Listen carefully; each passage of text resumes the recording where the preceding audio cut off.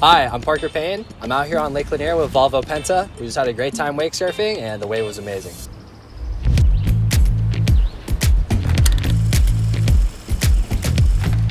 Wake surfing is for everybody, for all ages, shapes, and sizes.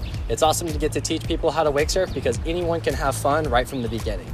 The progression is fun, it's fast, and the sky is the limit. First things first, we want to start with the gear. Having a proper life jacket that fits right is going to be the key to being able to get you in the water and be able to have a safe and good time.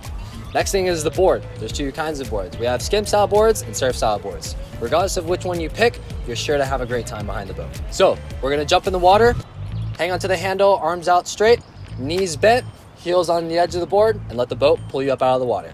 Once you're up and going out of the water, you want to stay low and find your balance. Having an effective and wide stance is really going to help you be centered on the board. Next thing on the list is to drop the handle with our back hand. Start reaching out towards the wave to get closer, and as soon as you feel that push, you'll see slack in the rope, and that's when you'll be able to throw the rope. Once you find your balance, we're able to start carving up and down the wave. This will allow you to gain speed and have a lot more movement across the wave, so that way you have more fun and have more room to play. One of the first tricks that we'll start to try is the ollie.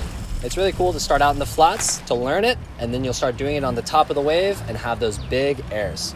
The big jumps are a lot of fun and can lead to even more tricks. Next on the list is the infamous 360.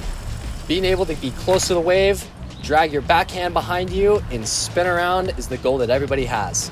Being in the right place and having the right setup is the way to go to be able to land and execute that 360. Once you have your 360 locked in, the next trick on the list is the 180 shove it. Drive down the line, ride to the very top of the wave, and slowly let your back foot kick behind you and let the board go. Once you complete the 180 spin, land with your feet back on the board and try to ride smoothly down the face. From there, we can start doing 360 shove-its or even 540 shove-its. Once we have our 360s and our shove-its locked in, now we can start trying big spins.